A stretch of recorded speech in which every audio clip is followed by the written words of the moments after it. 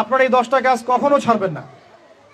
আমাকে ওয়াদা করেন এই 10টা কাজ আপনারা বাচ্চাদের ফিউচারের স্বার্থে কখনো ছাড়বেন না ইনশাআল্লাহ। তো আমার 10টা নসিহত হচ্ছে, এক, যে আমাদের বাচ্চাদেরকে ওদের লক্ষ্যটাকে স্থির করাবেন। ওদের জীবনের লক্ষ্যটাকে 1 নাম্বার, ওদের জীবনের লক্ষ্য হবে জান্নাত।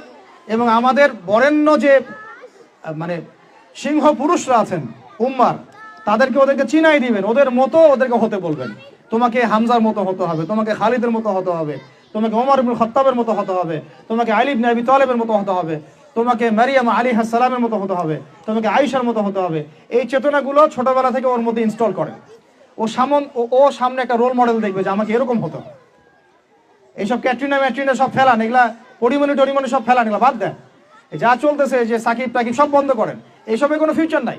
এইসব ফিউচার হয়তো দুনিয়াতে কিছু দিতে পারে, কিন্তু পরকালে আল্লাহ পাকের আযাব গজব থেকে বাঁচার কোনো অপশন নাই। 2 নাম্বার, সন্তানকে নিজের মনে করবেন না। সন্তানকে মনে করবেন এটা আল্লাহর আমানত আপনার কাছে। এই আমার ছেলে, এটা আমার ছেলে না, এই ছেলেটা আল্লাহ পাক আমাকে দিয়েছেন। বিশ্বাস করেন আমরা তো ওকে নেওয়ার জন্য চেষ্টাও করি নাই। এমন হয়নি আপনাদের সময়? সন্তান না চেষ্টা করতো সন্তান আসে নাই? কোনো ক্ষেত্রে এমন হয়েছে সন্তান নষ্ট করার মানুষ চেষ্টা করছে, তাও সন্তান আল্লাহ দিয়েছেন। সন্তান আমার না, সন্তান আল্লাহর দেওয়া, আমার কাছে আমানত। একে যদি আমি সুসন্তান রূপে মানুষ না করি, আগামী দিনে ওমর না বানাই, তাহলে আল্লাহ আমাকে ধরবেন। That's all. 1 নাম্বার, সন্তানকে ওর গন্তব্য চেনাবেন, ওকে আমাদের সিংহ পুরুষদেরকে পরিচয় করাই দিবেন, ওর মতো তাদের মতো হতে বলবেন। এবং সন্তানকে আপনার নিজের মনে করবেন না, সন্তানকে মনে করবেন আল্লাহর দেওয়া জাস্ট একটা আমানত।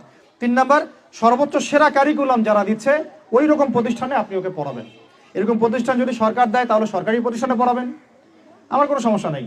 যদি না দেয় তাহলে বেসরকারি, আর যদি বেসরকারিও না থাকে তাহলে আমরা গড়ে তুলবো ইনশাআল্লাহ তাআলা। 3 নাম্বার হচ্ছে এটা, 3 নাম্বার। 4 নাম্বার, আল্লাহর ওয়াস্তে, এটা আমি প্রথমে বলতে চাইছিলাম, আল্লাহর ওয়াস্তে ডিভাইসের এডিকশন থেকে বাচ্চাদেরকে বাঁচান।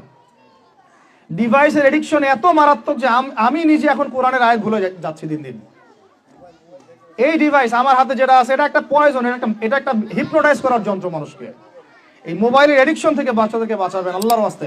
যদি আপনি বাচ্চাকে হাফেজ বানাতে চান, আলেম বানাতে চান, কারি বানাতে চান, মুহাদ্দিসা বানাতে চান, এটা হাতে থাকলে আপনি পারবেন না। এটাতে এডিক্টেড হয়ে গেলে আপনি কোনোভাবেই বাচ্চাকে মেমোরি ধরে রাখতে পারবেন না। বহু হাফেজে কোরআন ভুলে গেছে দিন দিন এটার কারণে। এটার মধ্যে অ্যাডাল্ট্রি অনেক কিছু আছে, ওরা এগুলো বোঝে, ওরা এগুলো এখন বোঝে, কিন্তু ওরা ছোট নাই এখন। এগুলো একটা কার্টুন দেখতে গিয়ে ওরা 10টা দেখে ফেলবে, আজে বাজে জিনিস দেখে ফেলবে।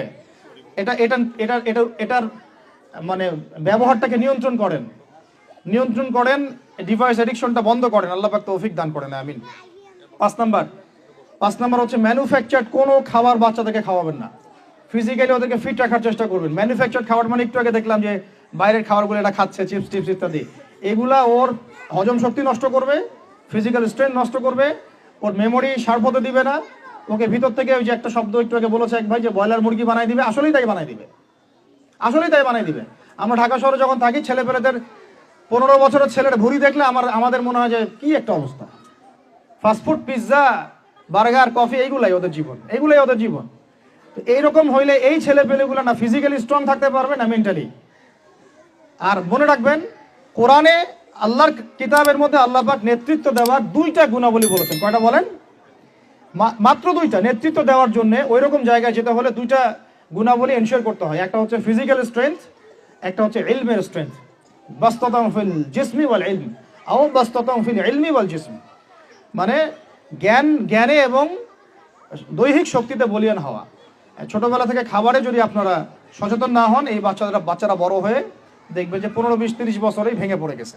আমরা এটা চাই না। বিশুদ্ধ খাবার এবং ম্যানুফ্যাকচার্ড খাবার ত্যাগ করা, বাইরের খাবার বন্ধ, এবং যে রুট লেভেল থেকে ভালো খাবার এনে ওদেরকে খাওয়াবেন। পরিষ্কার পরিচ্ছন্নতাকে সর্বোচ্চ গুরুত্ব দিবেন, নিট অ্যান্ড ক্লিন থাকবে আর কি।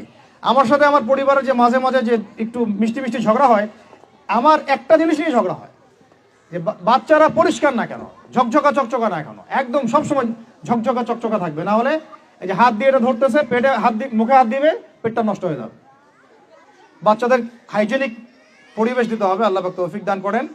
এটা হলো 5। 6 নাম্বার হচ্ছে নিয়মিত ওদেরকে খেলতে দিবেন। এটা আমি নিজে লিখেছি, কারণ ছোটবেলায় আমরা অনেক খেলাধুলা করেছি। আমি একটু বুঝাই জাস্ট 1 মিনিটে। যত বেশি খেলবে তত স্ট্রেট হবে, মানে ঘামবে। যত ঘামবে তত ক্লান্ত হবে, যত ক্লান্ত হবে ঘামবে তত কোলেস্টেরল কমে যাবে, ব্লাড সার্কুলেশনটা খুব ভালো হবে। তারপরে যত খেলবে ও টায়ার্ড হবে, তখন ও খাবে বেশি, মানে ভালো জিনিস খাবে বেশি, রুচি বাড়বে। যত ভালো খাবে ঘুম তত ক্লিয়ার হবে, ঘুম যত ক্লিয়ার হবে ও ব্রেন তত শার্প হবে, ব্রেন যত শার্প হবে ও অল্প সময়ে যা পড়তে পারবে, যা মুখস্থ করতে পারবে, এটা 10 ঘন্টায় আপনি পারবেন না। বিশ্বাস করেন, আমি আমার স্টুডেন্ট লাইফে কোনোদিনও মনে হয় 2 থেকে 3 ঘন্টার বেশি পড়ি নাই, কোনোদিনও না, কোনো পরীক্ষার আগেও না, এসএসসি, এইচএসসি, ইন্টার, মাস্টার্স, কোনো পরীক্ষার আগেও না। আমার তো মনে আছে যে আমি ওই ইন্টারমিডিয়েট পরীক্ষার আগে আমরা ভিডিও গেম খেলতে গেছিলাম, মোস্তফা, মনে আছে আপনাদের? মনে নেই। ওই যে কাচারি বাজারে, এই যে কাচারি বাজারে, কাচারি বাজারে আগে এখানে একটা গেমিং জোন ছিল, আপনাদের অনেকে মনে আছে যারা আমার এজের আছেন, মনে নেই আপনাদের? হ্যাঁ ভাই, জানেন তো, বাক্সের মধ্যে থাকতো, হ্যান্ডেল থাকতো। কালকে পরীক্ষা বলছে, পরীক্ষা দূর, কিসের পরীক্ষা, আমার ইংরেজি আগে পড়া আছে, আমার পড়া লাগবে না, এত কনফিডেন্স, বিকজ 1 ঘন্টা পড়ছি, আমার হয়ে গেছে। এই হলো অবস্থা, মানে বাচ্চাকে খেলতে দিতে হবে, খেলতে দিলে ওর ব্রেন ডেভেলপমেন্টে অনেক কাজে দিবে, ক্ষুধা বাড়বে, ঘুম ভালো হবে, ইনশাআল্লাহ তাআলা ওরা পড়া দ্রুত মনে রাখতে পারবে ইনশাআল্লাহ তাআলা। 7 নাম্বার হচ্ছে ভাই, এটা আমাদের ভাই বোনদের জন্য, যে পারিবারিক বন্ধনটা ভালো রাখেন। যে পরিবারে হাজব্যান্ড ওয়াইফের বন্ধন ভালো না, ওই পরিবারে ভালো সন্তান গড়ে উঠবে না। ওরা অনেক কিন্তু দেখবেন যে মানে মেন্টালি অনেক ডিপ্রেসড হয়ে যাবে। পারিবারিক বন্ডিংটা খুব ইম্পর্টেন্ট। এই জন্য আমরা দোয়া করি আল্লাহ পাক যেন সবার মধ্যে পারিবারিক বন্ডিংটা ভালো রাখেন এবং পারিবারিক কলহ থেকে আল্লাহ পাক আপনাদেরকে হেফাজত করেন, আমিন। আর বাচ্চাদের, অ্যাটলিস্ট বাচ্চাদের সামনে এগুলো করবেন না, যদি ঝগড়া হয় বা কথা কাটাকাটি হয়, অ্যাটলিস্ট বাচ্চাদের সামনে করবেন না। এগুলো বাচ্চাদের শিশু মনে অনেক প্রভাব ফেলে, অনেক প্রভাব ফেলে। আপনার ওমর রাদিয়াল্লাহু আনহুর ঘটনা জানেন তো? উনি এত কঠোর কেন জানেন? আপনারা যে বলেন উনি কঠোর মানুষ ছিলেন, কেন জানেন? ওনার বাবা তাকে ছোটবেলায় কঠিন শাসন করতেন, কঠিন শাসন। ঠিক আমি এরকম একটা পরিবেশে বড় হয়েছি। যারা খুব কঠিন শাসনে বড় হয় তারা হয় দুরকম হবে, এক হয় তারা নষ্ট হয়ে যাবে, অথবা তারা উম্মাকে নেতৃত্ব দিবে, দুটার একটা। হয় তারা খুব মানে মেন্টালি খুব ডিপ্রেসড হয়ে যাবে, অথবা দেখা যাবে যে তারা কঠোরতার কারণে ওরা দেখবেন ইনশাআল্লাহ ইসলামকে নেতৃত্ব দিচ্ছে বা আল্লাহর বিধানের উপর কঠোর হয়ে গেছে। তো আপনারা পরিবারের মধ্যে একটা হৃদ্যতার বন্ধন রাখবেন, যাতে করে পারিবারিক বন্ধন ঠিক থাকে। বাচ্চাদের সামনে অ্যাটলিস্ট কোনো রকম কোলাহল বা ঝগড়াঝাটি বা গায়ে হাত তোলা বা যে সমস্যাগুলো আমাদের সমাজে হচ্ছে, এগুলো যেন কখনো না হয়। আল্লাহ পাক যেন আপনাদের পরিবারের বন্ধনটাকে সুন্দর রাখেন, আমিন। আর 8 নাম্বারটা হচ্ছে বাবাদেরকে বলছি আমি, যে বাবাদের উচিত হবে মাদের দায়িত্ব না শুধু সন্তানদেরকে সময় দেয়া, বাবাদেরকে। Because brother, you are not a money making machine at all. আপনি মানি মেকিং কোনো মেশিন নন। আপনার কাজ শুধু টাকা আর্ন করা না, তো আপনার আমার কাজ হচ্ছে বাচ্চাকে সময় দেয়া। কোরআন আপনি খোলেন, কোরআনের মধ্যে আপনি মা এবং ছেলের কোনো কনভারসেশন পাবেন না। আমার জ্ঞান ক্ষুদ্র, যদি থাকে আমাকে জানায়েন, যে কোনো জায়গায় যদি থাকে, কোনো জায়গায় যদি পান মা এবং ছেলের কনভারসেশন আমাকে জানায়েন। আমি কোথাও কোরআনে মা এবং ছেলের কোনো কনভারসেশন পাই নাই, মা এবং সন্তানের কোনো কনভারসেশন পাই নাই। আমি যদি ভুল হই বা আমার যদি জানা না থাকে আপনি আমাকে জানাই দিন।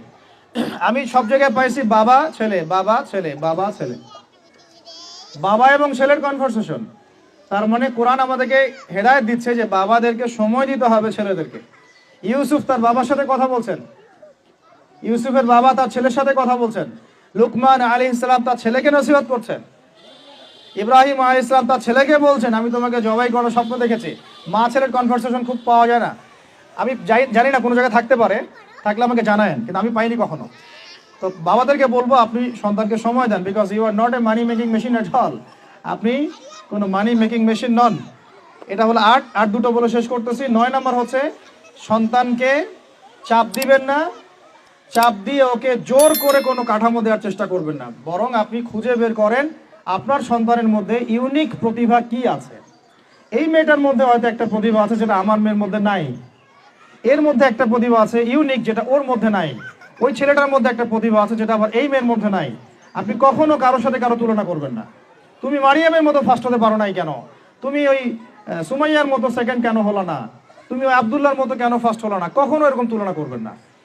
এগুলো করলে ছেলেরা ভিতর থেকে, মেয়েরা ভিতর থেকে খুব ডিপ্রেসড হয়ে যায়, আত্মবিশ্বাস হারায় ফেলে। ওরা মানে মনে করে হয়তো আমার দ্বারা কিছু হবে না, বরং আপনি আরো উৎসাহিত করবেন, কোনো সমস্যা নেই বাবা, কোনো সমস্যা নেই আম্মু, এবার পড়ো নেই, পরে এবার হবে ইনশাআল্লাহ। বরং তাদেরকে সময় দিবেন এবং খুঁজে বের করবেন যে কোন প্রতিভা আপনার মেয়ের মধ্যে, আপনার ছেলের মধ্যে আছে। কেউ দেখবেন খুব ভালো লিখতে পারে, কেউ ভালো আবৃত্তি করতে পারে, কেউ ভালো নেতৃত্ব দিতে পারে, কেউ ভালো দেখবেন যে মাশাআল্লাহ মুখস্থ করতে পারে। প্রতিভা বিচক্ষণতার সাথে ফাইন্ড আউট করতে হবে। এটা আমার কাজ বাবা হিসেবে, আপনার কাজ মা হিসেবে। আল্লাহ পাক আমাদেরকে এটা করার তৌফিক দান করেন। আমি জোর করে চাপায় দেওয়া যাবে না।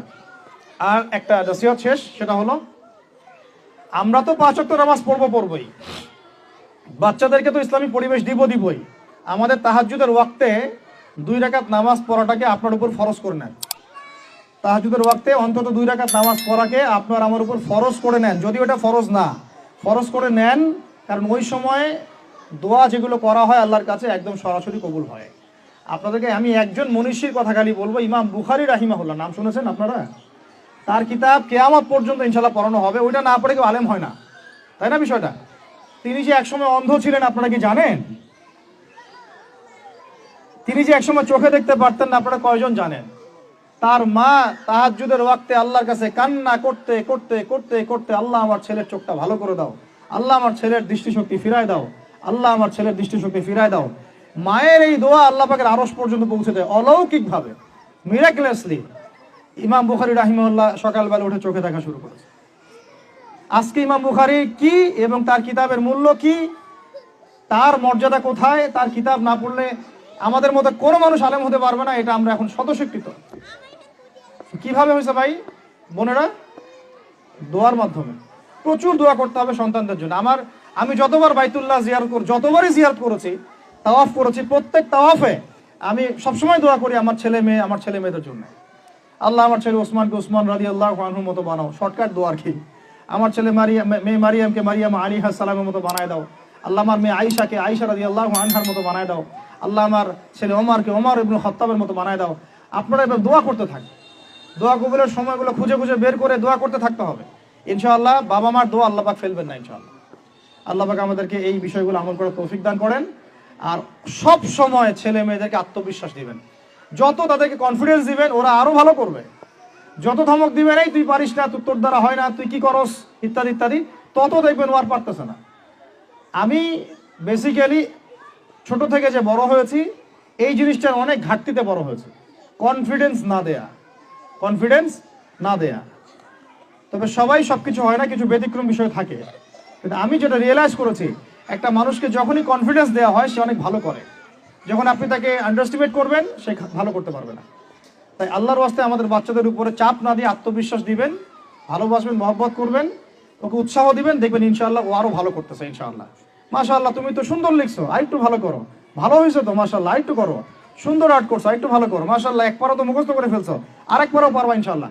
ওকে এভাবে বুস্ট আপ করতে থাকেন ইনশাআল্লাহ তাআলা। দেখবেন এভাবে যদি একটা পরিকল্পনা মাফিক আমরা আগাই, জাস্ট 20টা বছর সবর করি যদি আমরা, আল্লাহ পাক যেন আমাদেরকে তৌফিক দান করেন, টানা 20 বছর যদি আমরা নেক হায়াতের সাথে এভাবে রাত দিন 24 ঘন্টা নিরলস দিনের কাজ করতে পারি, অ্যাটলিস্ট এডুকেশন সেক্টরে, আমাদের তো পলিটিক্যাল সেকশন নাই, ইকোনমিক সেকশন আমাদের হাতে নাই, অ্যাটলিস্ট শিক্ষা সেক্টরে যদি আমরা এভাবে কাজ করতে পারি, আগামী 20 বছরে বাংলাদেশের শিক্ষা ক্ষেত্রের হুলিয়া পরিবর্তন করে ফেলা সম্ভব ইনশাআল্লাহ। কারণ সবকিছু নতুন করে করা লাগবে না, আমরা শুধু সমন্বয় করব, পরিবেশ গড়ব এবং আমাদের জানমাল, সময়, শ্রম, জমি জমা এগুলো ওয়াকফ করবো ইনশাআল্লাহ আল্লাহর জন্য। এবং এগুলো করলে লাভ কি হবে? ওই বিখ্যাত হাদিসটা দিয়ে শেষ করতেছি, যে নবী সাল্লাল্লাহু আলাইহি ওয়াসাল্লাম বলেছেন, ইযা মাতাল ইনসান, যখন মানুষ ইন্তেকাল করবে বা করে, ইনকাতা আনহু আমালু, তার আমল নামাটা কেটে দেওয়া হয়, বন্ধ হয়ে যায়, ইল্লা সালাস, 3টা রাস্তা খালি জারি থাকে।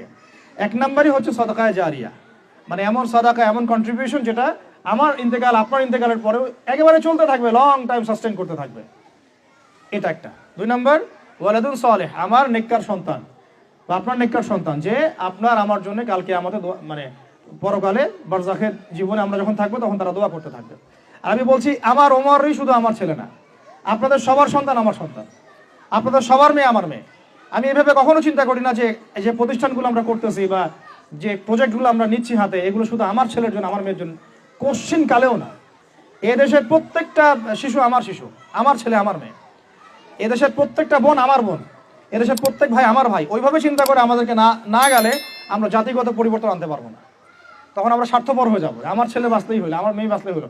তখন হবে কি, আমার ছেলে আদতে বাঁচতে পারবে না, আমার মেয়েও বাঁচতে পারবে না, কারণ ফিতনা যখন সব জায়গায় ছড়ায় পড়বে আমার ঘরেও তো ঢুকবেই, স্বাভাবিক।